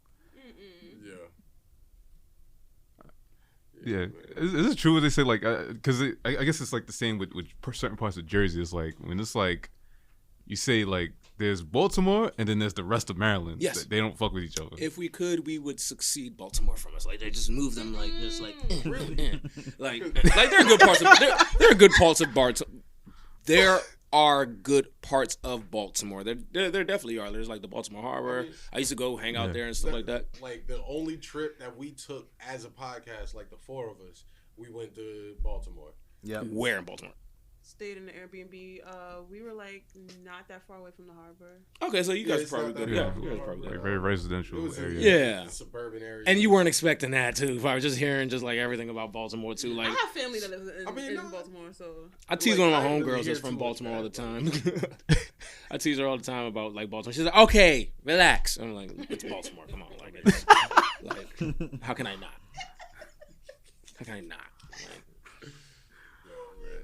But yeah, like that's definitely how it is in Jersey. Because like I said, you know, the North, East Orange, you know, the whole Essex County area. You know, that's where I'm from. That's where Naughty by Nature and Lauryn Hill are from. you okay. know? But then you go outside of that, it's just different. People just different. Fetty Wap. Look It's at so Joe Budden. weird. Thank you. Fetty Wap is from Patterson, I think. Patterson. yeah Patterson. There you go. That's weird how stuff is like that though. I guess it's kind of like maybe the boroughs up here too. Maybe. Yes. Right. Oh, yeah, Because yeah, we yeah. will Matter shit of on fact, Staten Island the in a minute. I don't fuck with that. The three boroughs. Yeah, because nobody really. The I think I need a Queens, couple more years in New York under my belt before I can talk shit about the boroughs like that. Maybe. I mean, but it's. be honest. Would you go to Staten Island? I went once and I haven't been back. So. There you go. been to Staten Island. I went for like a family. Not it wasn't even my family. Somebody knew somebody there, and they were having like a cookout or something over there. So we did the little ferry thing. Went over there to the island or whatever, and it was just like I don't have a reason to go. I don't have a reason. Same thing with the Bronx. I've been to the Bronx 5 times, and that was just to go see somebody that my dad knew. I was seeing an old family friend. I had no reason to go back to the Bronx. Like I went up there to go film something. It was weird too. My old boss, she made fun of me for that. I had booked like a shoot in the Bronx, and I was like, "Fuck, dog, What I gotta part? go to Bronx? Like I might skip." It was it's some mall out there or something. Where's that huge mall or Is like it near Yankee Stadium? Like Fordham? No, maybe. maybe somewhere somewhere that way? Outdoor Mall? Yeah. Yeah, Fordham. yeah. I Fordham think Mall. I think it was around that way maybe. So I was just sitting there like, man, I ain't trying to go out the Bronx, man. Like I don't. That sounds far. Maybe like a week or so later, I booked a gig out Boston. I had no problem going to fucking Boston. I had no problem hopping on that bus going to Boston. I didn't complain. I went out there with no problem. But for some reason, sitting on the train ride to the Bronx sounds so very unappealing. No, it's Yeah. legit feeling. I have family up there, and I don't stay up there often because just to get out of the Bronx is an hour. It wasn't for me. Hour. Wasn't for So me. for me to get home, it's 2 hours. The air tastes different. It's like, Yeah, stuff is Bronx, weird. Bronx is just different. My air tastes different. Yeah, I definitely. I did have a fun night out the Bronx though one time. Like just kind of like that adventure stuff that you guys talk about. Like me and my boy ended up there one time, and it was one of those type of things. But it was fun. Yeah, you can find a lot of those up there too. All right. Yeah, so I forgot to wrap it up. All right, so yeah. I was like, that's a long episode for you guys. Wait. I was about to put that Dave Chappelle box up there. All right. Definitely want to thank everyone for checking us out, listening to us, watching us, man. Make sure you check us out on YouTube. I want to thank Kar Logan, man, for coming through, man, and kicking with us. Man, thanks for inviting me to kick it with y'all, dog. Real Yeah. quick, plug your Instagram, plug your. Oh, where they yeah. can Yeah, find all you. that, yeah. Yeah, All sure. your shows, everything. Yeah, find me. You can find me on all platforms. Kar Logan, KarLogan. You'd be surprised how many times I have to tell people it is Kar with a K. You can find my projects. Wingman our handles for that are Wingman Web Show on Instagram and Twitter. You can find it on streaming currently on i1 Digital, TV1 Digital's platform right now. And Nice. Situationships, you can find that on BET Digital. Season 2 streaming on there, and just stay tuned for everything we got coming up soon. Nice. All right. Plug. I'm Sean Solo. I'm Anthony, aka Nostalgic. This is Steffi Nomadic Goddess. This is Dre on motherfucking drums. And we out. Yeah. Bye. Mm.